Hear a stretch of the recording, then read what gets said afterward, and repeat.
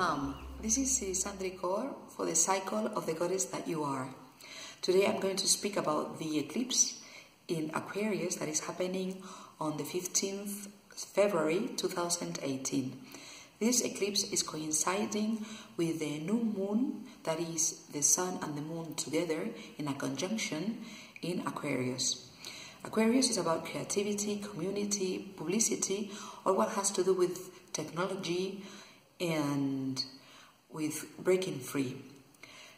And in this particular case, since the weekend, we've been already having the alineations with the other planets, that is the squaring with Jupiter in Scorpio and the 60 degrees angle with Uranus in Aries. Both signs and both aspects are well known. On the one hand, we have since November 2017 this Jupiter in Scorpio that is leading us to wanting to know in depth and getting to the bottom of very deep topics that have to do with deeper knowledge, with superior knowledge. And as it is a square angle, this means that it's going to mean some kind of effort, some kind of work that we have to do there in order to go forward. And the 60 degrees angle with Uranus in Aries has to do with wanting to do things in our way, wanting to break free. Uranus is the regent of Aquarius, and it has a lot to do with having new ideas and implementing them. Since 5 years, we've been having Uranus in Aries. So for these 5 years, we've been receiving and acquiring somehow, embodying, really getting deeply into us these new ideas on the world, new ideas on how things should be, what do we want to do, what do we want to achieve for the world, what do we want the new world to be like, because this is what has to do a lot with Aquarius, the new world, and how do we collaborate to create it. And so we've been having a lot of ideas about that, and now the time comes with this eclipse of, okay, now you know what you would like, and you've been working on your fears and your structures and your patterns, so to let go. And would you dare to do that? Would you take the challenge in these 14 coming days to go for it? And I mean that because in the 14 coming days until the 17th March, we still have all the planets working forward, and it's the end of this moon period. So that all this, what has been moving with these two eclipses, that have to do with aligning ourselves with our higher purpose and letting go of all these identification with groups, with people that is not us and that is not supporting us and is not enhancing our inner bright, what we are here to shine for, that is Leo, our creativity, our uniqueness, our singularity. So to let go all that, what is hindering us, and the groups and the relationships that are hindering us, so that we can go forward in expressing ourselves in those areas that really make us shine, that make us vibrate with our hearts, to be like child, no? Like kids, shining out of joy, out of identity, out of who we really are, showing to the world and giving to the world this what we can, only we, our uniqueness, so that the world moves forward what we would like to create all together as a community. So these eclipses in the moment are related to the eclipses in August that I already recorded and spoke to you in the French festival, in the Kundalini Yoga Festival in France, in the 3HO Kundalini Yoga Festival in Chateau Anand. So in that moment I was talking to you about, let's do this work and get us prepared for February 15th. And it was, let's work in number 1, that is Shakti, the creativity, the uniqueness, who I am, my identity. And then when the eclipse in, the second eclipse in August came, we spoke about Gaia and we spoke about community, all that what has to do with number 10. I invite you to see those videos and to get the lectures that I gave in the Gururamdas Festival on this topic, on number 10, community, how to make it work for us. Because it's all the rules of nature to make them work for us. As we being part of nature, when we follow the rules of nature, we get the fruits back to benefit us. And so we were saying 1 and 10 makes 11. 11, the wisdom of number 11, and I'm talking about Karam Kriya, Shiv Sharan's work, is embodied or can be represented in Naam, goddess number 11. This is the radiant soul. And Shiv Sharan speaks of God and me and God are one. And so my proposal for this period in the eclipse is to meditate on God, meditate in God. The point is, do you know when these birds, you may have seen them flying together and they are moving parallel and they are staying all the time at the same distance. And how do they do that? They are playing unison, and so this is the proposal for this particular eclipse. It is to, more than sitting and intellectually going for a lot of intentions of growth for the coming 6 months, that is really an interesting moment, because the eclipse is like 3 times as strong as a regular new moon. One warning is that with eclipse we are not going to be clear, so we have to wait 48 hours until all the information of the eclipse has come down. So the eclipse is happening at 10:30 p.m. So let's say that until Friday, that time more or less, I will go more for Saturday, is you don't have really downloaded, because it's the information that is coming through our subtle body down on us, on all this, what you are required and what you are being informed subtly that you are going to align with, so that your soul can achieve your life mission. So every moon, I tell you, every new moon, 8 hours before the moon is created, no, that it is at 9 p.m. and 9 until 8 hours after this new moon, you have the period to plant your intentions for growth, to plant the seeds that you want to develop and that you're going to put energy in the rest of the moon period, that is until the full moon of this period we are starting on the 15th February, and also for the full moon in August, by the 27th August 2018. So despite that I say every new moon, 8 hours before and 8 hours after the new moon, in this particular new moon coinciding with the eclipse, I guess it's better to wait 48 hours until we've already downloaded the whole update of our software, and so we are starting to feel what is it about. And so for that reason, I encourage you to take this image of Goddess Naam and perhaps go for a diet, go for silence, go for a quiet moment. Do you know the moon diet?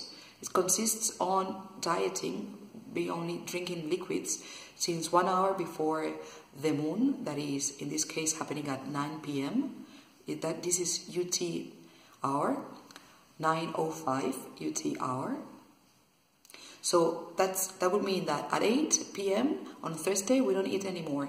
Then next morning we wake up, we have our regular 1.5 liter infusion, herbal infusion, so that we have plenty of liquids.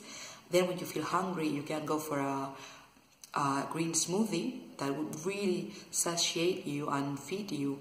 And then you can go for soups and all kinds of liquids that are nurturing your body and helping you eliminate and most importantly allowing you to have your energy not focused in digesting but in really downloading properly all this what is coming there, because the eclipses are something that is not, as everything else in astrology, related with your consciousness. Eclipses are really happening, and they happen and they're going to align you with that what you need to align in the moment so that you can go forward. And in this moment, it has all to do with this creativity. In the last mail, in my newsletter, I sent you the areas of the chart and how to calculate your natal chart so that you can find out where in your natal chart are these eclipses really having an impact, so that you can come up with conclusions and observe what does it have to do with you. But in a general aspect, I am referring to all of us, they have to do with creativity, with finding out our singularity and shining with this, that it's really making us vibrate. And that's why we worked in our identity, in Shakti, in identifying who we truly are. And then it's not just for the sake of shining, it's for the sake of sharing with the community and all together helping to create the world as we want it. So this is very much Uranus and breaking free and creating a future, a common future. And so in this particular moon, and because of the questions you've been letting in the last video, I would like to share with you again the moon diagram and give you a little bit more extra info. Some of you have asked me if I could share a bit more info on the diagram, and they've asked me also if all this info is developed in the book. And the point is that in the book, you have the core of it. You have all about the moon points, the women's moon points, all the theories on how to feel them, and all the intelligence of the numbers behind them, so that you are really able to manage with them. What I did was to identify each of these numbers and all the content that is really wide and profound. I don't know if you are familiar with Karam Kriya, but it's really a very interesting and worthy effort to get to know all that. But there's a lot of info. So what I did was to identify one goddess, which could symbolize and like incarnate all the info that this number is representing, so that instead of relating to a number and a series of abstract concepts, that you can relate to as the goddess and the myth of the goddess, so that you can recall all the virtues, all the difficulties of that particular number, of all the wisdom that this number implies, because numbers are describing the whole cosmos, not just women. You can apply them to everything. And there I refer to Karam Kriya's work. It's amazing the work Shiv Sharan is doing there, and I really encourage you to approach it if you are not familiar with it. What I did was just simplified method, take away, so that we could start straight away working with it in order to set some light on women's issues. And so in the moment, I'm coming up with a new theory.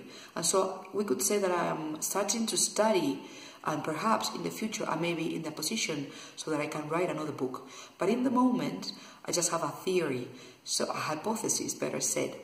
So what I'm asking you is, you women, would you gather, can we collaborate and observe ourselves, so to identify if this hypothesis has something to do with us really, so that we can come to some knowledge in the Western terms, like saying something that is statistically supported by the observation of a determined and significant number of women observing themselves and the relationship of their own bodies with the moon, so that we can make science.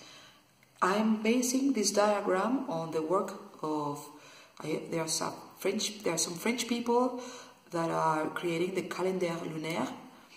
And for 45 years, these people have been investigating in crops, and they find out how the moon is affecting crops. So that and they have in the calendar that is really, really interesting. I will leave you there the copy and the link to their website, so that you can know when to cut your nails, when you might want them to grow faster, thicker, harder, how to and when to cut your hair, dye your hair, wax your legs, whatever. Everything is there. But my point is, how we women, with the power we have not invested the energy and the effort it takes to really understand us and understand how we work with the moon. So that instead of running after the things, exhausting ourselves, we could be surfing on the wave of our own energy, surfing like the goddesses we are, with this oscillating like the moon, waning and waxing moon.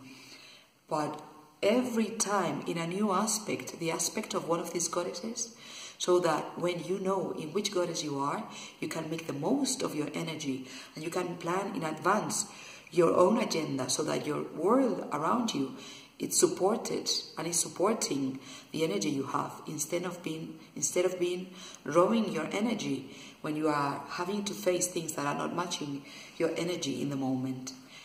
Is that we women, we are not like men, that men have like a steady energy and they are all only monofocus. We women, and this is widely known, that we have the ability of multitasking, which is keeping an eye on everything, but of course this reduces the effectivity on everything also. But on the other hand, our energy fluctuates and our intentions, our emotions fluctuate. It's not that we are bad or good or that we are hysterical or anything, not at all. This is men applying the kind of thoughts, but it's very patriarchal, very old-fashioned. The chance is for us women to invest some time in observing oneself, in observing myself, investing time on me so that I can find out my own pattern, and in 3 months you may be able to identify your own sequence so that instead of being serving the energy and the demands of the surrounding, that you can propose and arrange the surrounding according to your energy.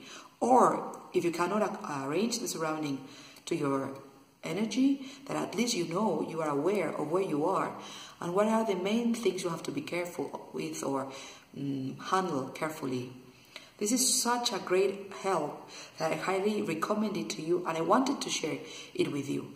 And so the point is, if a significant number of women, we study ourselves and determine if, for example, my new hypothesis and what I'm studying in the moment is, what if these moon points that Yogi Bayan was speaking about, the moon points that we have physically in our bodies, if they could be related 100% with the sidereal cycle of the moon, and this is corresponding to where in the house, which astrological house the moon is. But how we have to understand the energy of that moon is represented by the regent of the sign. So, for example, now that we are in Aquarius, the regent is Uranus. And so how to understand that with the energy of Uranus? So my question is, does it feel for you like the goddess that for you feels the most like breaking free, getting new ideas, exploring your horizons, going for it, and so on so? My question is, could you identify your moon points and just give me a feedback on whether they match with the signs where the moon is in the moment? If we could do that all together, probably then we could build a science that not only would, like, I was going to say allow, but it's not a matter of allowing, but would give like a scientific support that some women still need, because we are a bit of, very rationalistic in the Western world, to really get to know themselves better and to allow themselves to just be who they truly are. And most importantly, they will support the new generations of girls that are getting into adulthood to know themselves better, to really worship the bodies they are living in, and to appreciate and grow with the moon. Each of the moon cycles, moon by moon, aligned with our deeper knowledge, our deeper essence. And so this is the work that I'm proposing you to collaborate with me and with the rest of the women in the planet, so that we can create and give this higher knowledge to the world we want to become, to create all together. And so if you would like to, please download the image, work with it, and please, when you have any conclusions or just no conclusions at all, please contact me and give me your information so that I can work on it, establish a pattern if there is any, and come up with a theory or not that will give us a step forward as women in knowing ourselves, so that we can teach our girls how to acknowledge who they are and give them tools to empower themselves more and more in this world, so that the world can go in the direction we feel it should. So Satnam, thank you for sharing.